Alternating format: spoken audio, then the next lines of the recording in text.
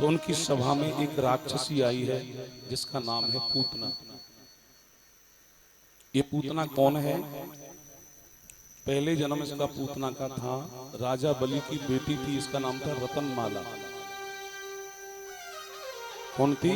महाराज बलि की बेटी थी, नाम था रत्नमाला। वामन भगवान जब इनके द्वार पर आए थे तो इतने सुंदर थे वामन भगवान। उनकी सुंदरता को देख करके रत्नमाला कहने लगी,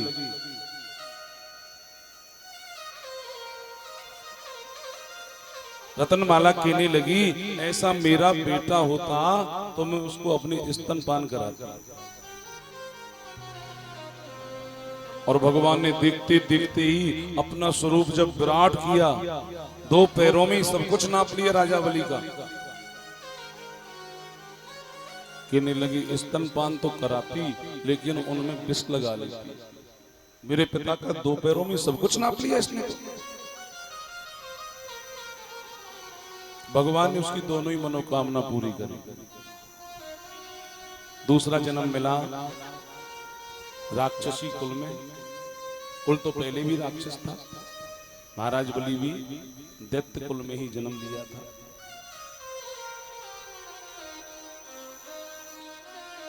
बोले, भैया मुझे भोजन मिल जाएगा और तुम्हारा शत्रु मर जाएगा। बड़ा प्रसन्न हुआ कंस। कंसेन प्रियता घोरा पूतना बाल घातनी शिशु चचार दिग्घंते और ग्रामा प्रजा दसु। और ऐसा सुंदर स्वरूप बनाया पूतना ने। उल्टे पलटे की साड़ी पहनी, 16 श्रृंगार किए, काजर बिंदी लगा के और लंबो घूंघट करके और सुंदर स्त्रियों की भांति ब्रज मंडल की भीड़ में और लेकर के हाथ में ठाकुर जी के लिए बधाई और सबके बीच में चली। और जैसी जाकर के द्वार पर पहुंची, मैया जसोदा द्वार पर विराजमान है। बधाई हो बहन। बहन जी ने देखा कि ये बहन तो पहली बार देखी, हो सकता है नंद बाबा की कोई दूर की रिश्तेदार रही हो। बाबा है नहीं। हाँ हाँ बहन, आपको भी बधाई हो, बड़ी कृपा है। हाँ, सब आपकी कृपा से ही तो भयो है। नहीं कहा बुढ़ापे में हमें लाला मिल रहा है। हाँ बहन, कहा लाला? इशारा किया तो पालने में भगवान झूल रहे हैं। पालने में ठाकुर जी झूल रहे, इशारा कर दिया और जैसे ही वो पालने की ओर गई तो खेलते हुए भगवान ने अपने नेत्र बंद कर लिए।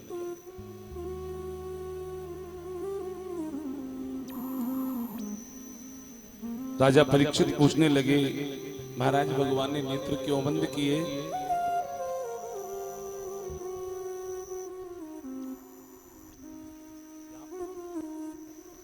यहाँ पर अनेक अनेक संतों के अलग अलग मत हैं कि भगवान ने नेत्र क्यों बंद किए। देखो भगवान कौन है? भगवान का एक नाम है मायापति। क्या नाम है? मायापति। जो संसार में ये माया दिखाई दे रही है ना, इसके स्वामी भगवान है। माया शब्द का अर्थ है जो मां माने जो, या माने नहीं, जो है नहीं उसी तो कहते हैं माया। और पूतना कौन है? पूतना माया से बनकर के गई है, इसलिए उसका नाम है मायावती। जो माया से बन करके जाए उसी तो मायावती कहते हैं। माया से बन गई है तो राक्षसी, लेकिन बंठन के एक ब्राह्मणी का जैसा स्वरूप धारण कर लिया। अगर मायापति के सामने हम कैसे भी बंठन के चले जाएं, उसके पास तो ऐसी दृष्टि है, वो अंदर बाहर से देख लेता है। एक्सरा मशीन तो बहुत छोटी बात है, वो तो हमारी चित्त की वृत्तियों को भी जान जाता है कि इसके मन में क्या है, इसके विचार में क्या है।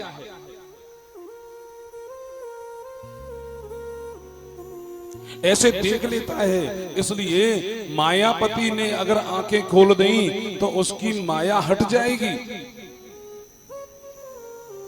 और माया हट गई तो माया हटने से क्या होगा, पूतना अपने स्वरूप में आ जाएगी, और स्वरूप में आ गई,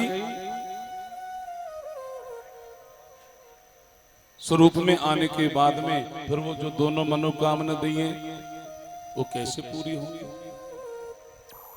इसलिए मेरे ठाकुर जी ने नेत्र बंद कर दिए। एक सज्जन कहने लगे, एक सज्जन पूछने लगे, कहने लगे, बोले महाराज ऐसा करो, ठाकुर जी ने इसलिए आंखें बंद की कि भगवान सोच रहे थे ब्रज में जाऊंगा तो माखन मिश्री खाने जाऊंगा। या मौसी जी आई हैं और शुरुआत में क्या लेकर के आ गई, विष लेके आ गई। तो भगवान ने आंखें बंद करी, वो भोले बाबा का ध्यान लगाने लगे। भोलेनाथ जी आए, आकर के पहले विष पी ले और फिर दूध को हम पी लेंगे।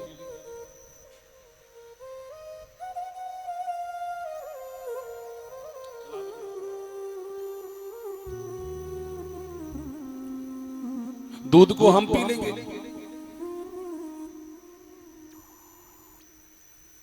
सज्जनों, एक संत कहने लगे, नहीं भगवान तो मंगलाचरण करने लगे। ठाकुर जी का नाम है कृष्ण, और कृष्ण शब्द का अर्थ है आकर्षण। एक बार जो उनको देख लेता है, या एक बार जो उनके नेत्र जिसके नेत्रों से मिल गए, वो उन्हीं का हो जाता है। भगवान बोले अगर मेरे नेत्र खुल गए और मेरे नेत्रों से इनके नेत्र मिल गए तो ये अपना कार्य करना भूल जाएगी। इसलिए मेरे ठाकुर जी ने क्या किया, अपनी आंखें बंद कर दी। चलो हम एक ही कार्य को लेके आगे बढ़ते हैं कि भगवान भोले बाबा का ही ध्यान करने लगे। पूतना को मौका मिल गया, और ऐसा मौका मिला तुरंत भगवान को गोद में उठाया, एकांत स्थान देखा, एकांत स्थान में अपने स्तन निकाले, तुरंत भगवान के मुख में डाले। ठाकुर जी पहले तो भोले बाबा का ध्यान करते करते विष का पान करने लगे। फिर भगवान ने धीरे धीरे धीरे धीरे दूध का पान किया। फिर मेरे ठाकुर जी प्राणों का पान करने लगे। फिर मेरे भगवान ने जब प्राणों का पान किया, पूतना घबराई, शरीर से पंच भौतिक प्राण निकलने लगे, भागने लगी। और जैसी ठाकुर जी को लेकर के भागने लगी तो ऐसी ठोकर लगी, धड़ाम से इस प्रकार गिरी। महाराज कहते कि विराट स्वरूप प्रकट हो गया। 21 कोस के क्षेत्र को, ब्रजमंडल को पूतना की देह ने ही दबा दिया। कितने घर, कितने मकान, कितने वृक्ष उसकी देह से दब करके टूट गए। और मेरे ठाकुर जी स्वच्छंद मेरे भगवान स्तन पकड़ करके पूतना के देह के ऊपर बैठे और बड़े भाव से खेल रहे। दौड़ी दौड़ी ब्रज गोपांगनाएं गई, मैया जसोदा गई, लाला को गोद में लिया, पूरा ब्रजमंडल इकट्ठा हो गया। उधर बातें ही कर रहे थे वसुदेव जी और नंद बाबा। वसुदेव जी की बातें सुनकर के नंद राय जी तो ऐसे जल्दी पल्दी में भागे, वहीं से भगवान का नाम जपने लगे, ठाकुर जी मेरे लालान की रक्षा करिए। वसुदेव कभी झूठ नहीं बोलता, इसके मुखारविंद में सत्य है, ये जो बोलता है जरूर होता है। पर प्रभु अब तो भगवान का नाम जपते जा रहे हैं और दौड़े दौड़े गोकुल की यात्रा कर रहे हैं। लगी भैया ये कहां गए हो? अरे बाबा चले गए आप मथुरा, पीछे से देखो राक्षसी आई, वो तो हमारे लाला को लेके भागी जा रही थी। वो तो भला हो भगवान का ठोकर लगी और ऐसी गिरी स्वयं वहीं मर गई। हमारो लाला सुरक्षित है। देखो आज भी ब्रजवासी यही मान रहे कि भगवान ने पूतना को नहीं मारा, उतना तो आई, ठोकर खा के गिर पड़ी, और हमारा लाला तो सुरक्षित है, बढ़िया है। तुरंत लाला को गोद में लेकर के भैया जसोदा जब महल में गई, नंद बाबा ने देखा कन्हैया को, जसोदा को, लाला को, तो उस कहां लेके गए? सीधे गौशाला में लेके गए। कहीं कोई राक्षसी की बुरी नजर तो नहीं लगी लाला?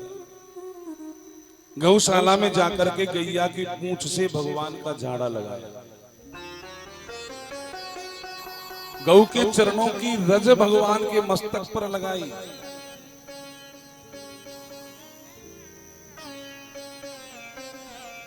देखो, पूरा संसार भगवान का भजन करता है। भगवान किसका भजन करते हैं पता है? जो भगवान की भी परम सेव्या है वो है गौ माता, जिसका पूजन भगवान ने भी किया है। ऐसी परम सेव्या गौ माता जिसके रोम रोम में देवता विराजमान है। आप जैसे वो बनाते हैं ना, कोई कमेटी सेंटर बना दिया, कोई मीटिंग हॉल बना दिया, जिसमें सारे लोग एकत्रित होकर के बात कर लेते हैं, बनाते नहीं बनाते? ऐसे ही एक बार भगवान ने आदेश दिया था ब्रह्मा जी को, भाई ऐसी जगह है जहां पर सारे देवता एक साथ विराजमान हो जाएं, ऐसी कोई एक जगह ढूंढो।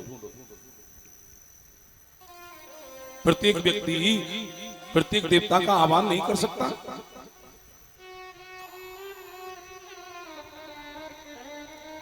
जगह ढूंढी तो ऐसी जगह गौ माता, ऐसी सुरभि माता के, उस गौ माता के हृदय में जाकर के देखा, उसके रोम रोम में देवताओं का वास होने लगा। पूंछ में, नेत्रों में, कानों में, जिह्वा में, एक एक रोम में देवता विराजमान होने लगे। सारे देवता आ गए। अच्छा, लक्ष्मी जी ने सोचा कि भाई हम तो नारायण की पत्नी हैं, हमारे लिए तो स्पेशल और जगह मिलेगी, आराम से भी जाएं।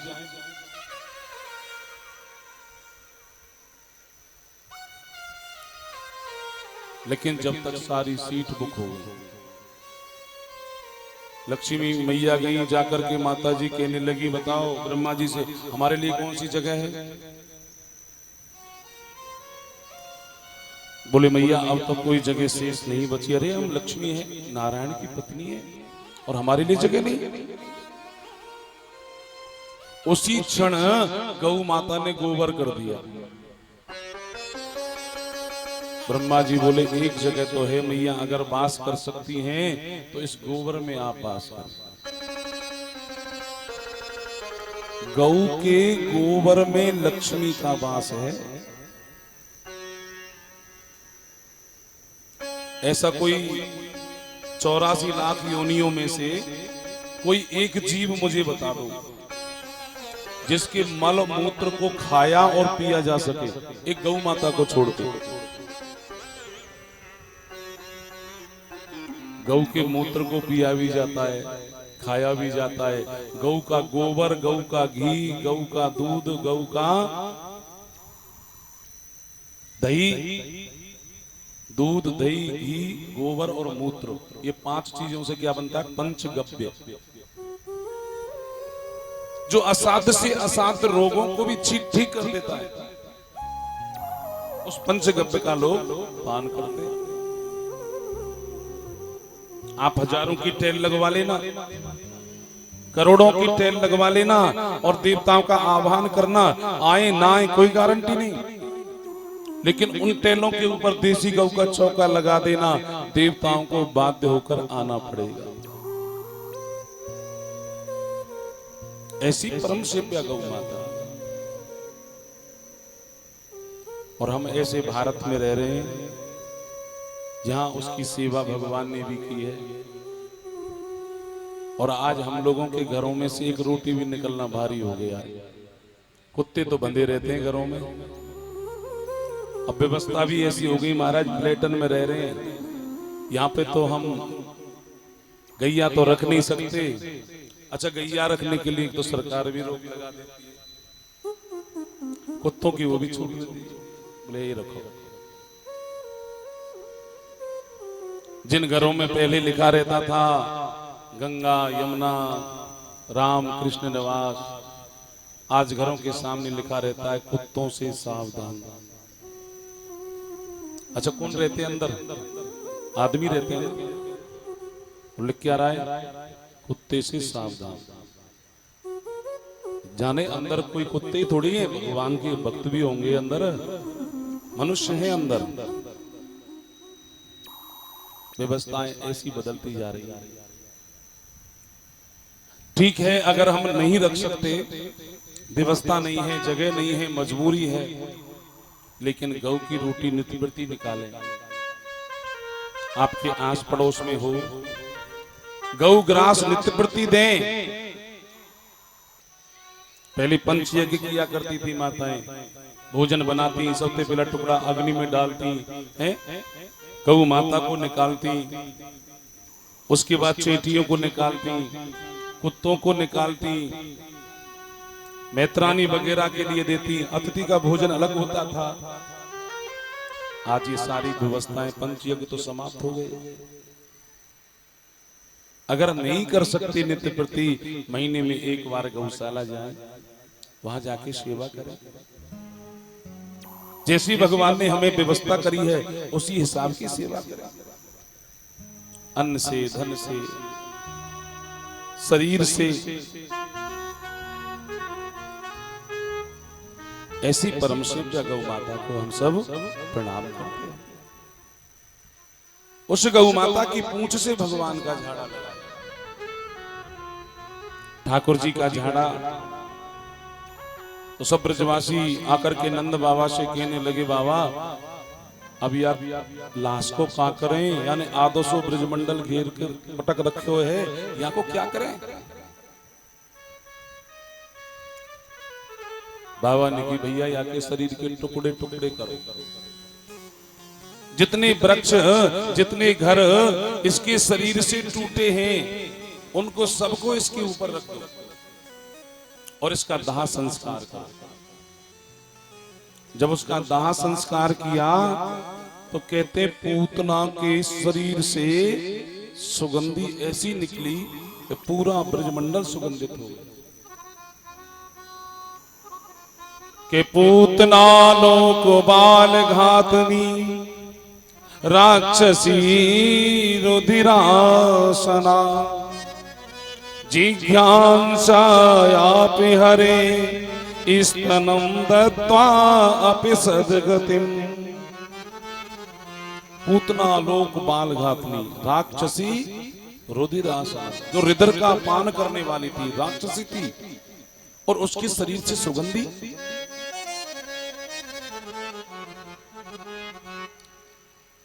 बाबा सुखदेव कहने लगे,